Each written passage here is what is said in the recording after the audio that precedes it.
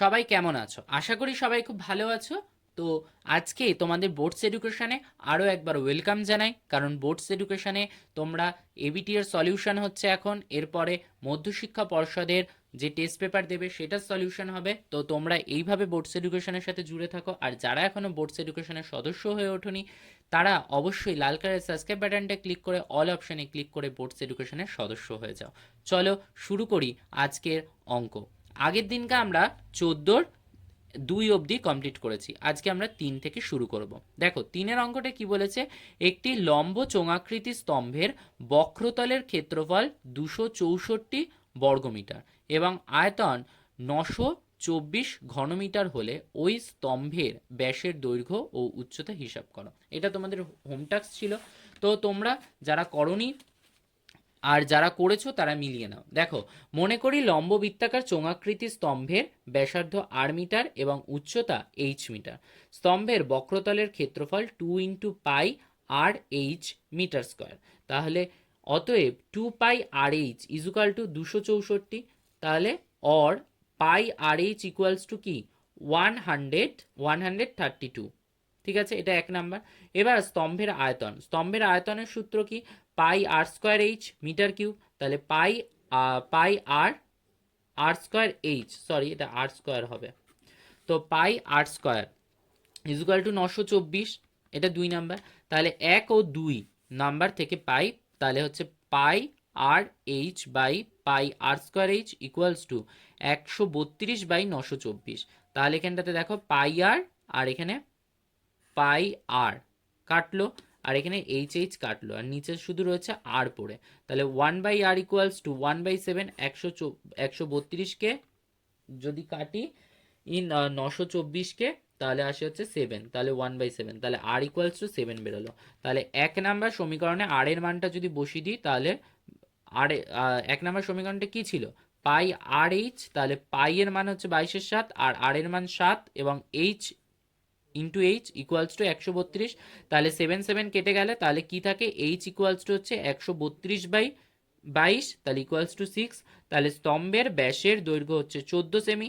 কেন, আমাদের এখানটাতে বেরিয়েছিল হচ্ছে ব্যাসার্ধ তার দুগুণ, মানে 2 ইন্টু 7 ইকুয়ালস টু হচ্ছে 14 মিটার। ঠিক আছে, এবং উচ্চতা, উচ্চতা কত, উচ্চতা হচ্ছে 6 মিটার। তো আমাদের এটা হয়ে গেল 14-র 3 নাম্বার অঙ্ক। এবার আসছি হচ্ছে আমরা পরের অঙ্কগুলো, যেটা 15-তে 3টে অঙ্ক আছে, যেটা রাশিবিজ্ঞানের অঙ্ক।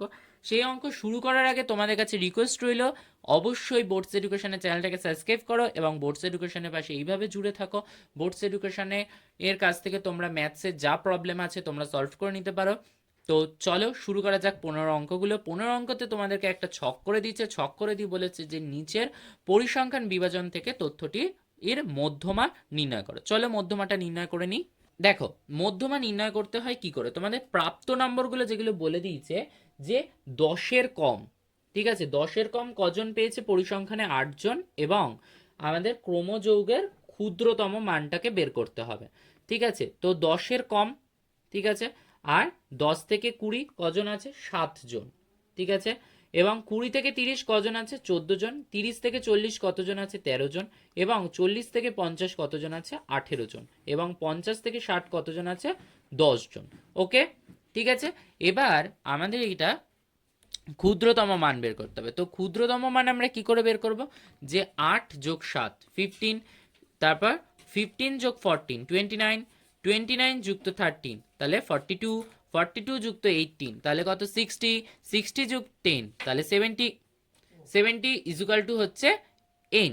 আমরা যেটা লাস্ট বেরোচ্ছে সেটাকে আমরা n ধরবো। ওকে, ক্লিয়ার। আর এই জায়গাটা হয়তো তোমরা বুঝতে পারলে না, যে এটা দেখো 10-এর কম 8 জন, এবার 20-র কম, 20-র কম বলেছে, ঠিক আছে, তাহলে 20-র কম মানে হচ্ছে 10 থেকে 20, 10 থেকে 20, আমাদের এটাকে করতে হয় 10 থেকে 20। 30-এর কম মানে কি 20 থেকে 30, ঠিক আছে, তার জন্য। এবার আমাদের এখানটা একটা সূত্র আছে, তো সেই সূত্রের ক্ষেত্রে আমরা এনটাকে 70 ধরেছি এবং n/2 35। তো 35-এর থেকে ঠিক বেশি ক্রমযৌগ পরিসংখ্যান কত, যে 30 থেকে 40, তাহলে ক্রমযৌগ পরিসংখ্যান কত, 30 থেকে 40, ঠিক 35-এর থেকে বেশি এই 42 আছে, তো এইটার আমরা মধ্যে আছে মধ্যমা শ্রেণীটি হলো কি 30 থেকে 40। ওকে, তো মধ্যমার সূত্র কি L plus N by two minus CF by F into H. তাহলে এল এর মান হচ্ছে কত? এল এর মান হচ্ছে 30। ওকে, এল 30, এ দেখো লিখে নিয়েছি এল 30, এন 70 এবং সিএফ 29, এফ 13 এবং এইচ 10।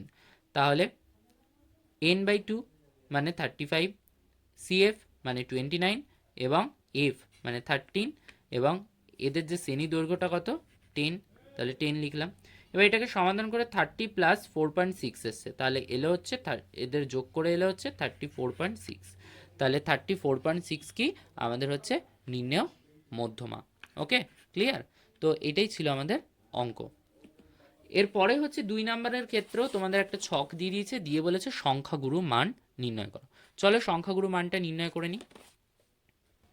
দেখো সংখ্যাগুরু মানের ক্ষেত্রে কি হলো, শ্রেণী সীমানাটা তোমাদেরকে বলে দিয়েছে, তো শ্রেণী সীমাটা বলে দিয়েছে, তো সেটা লিখে নিলাম যে 45 থেকে 54, 55 থেকে 64। এবার এটা কি, এটা আমাদের একটা সিকোয়েন্স ভাবে হচ্ছে না, তার জন্য শ্রেণী সীমানা বের করতে হলো। তো শ্রেণী সীমানাটা কি 42.5 থেকে 54.5, এতে কতজন আছে? 8 জন।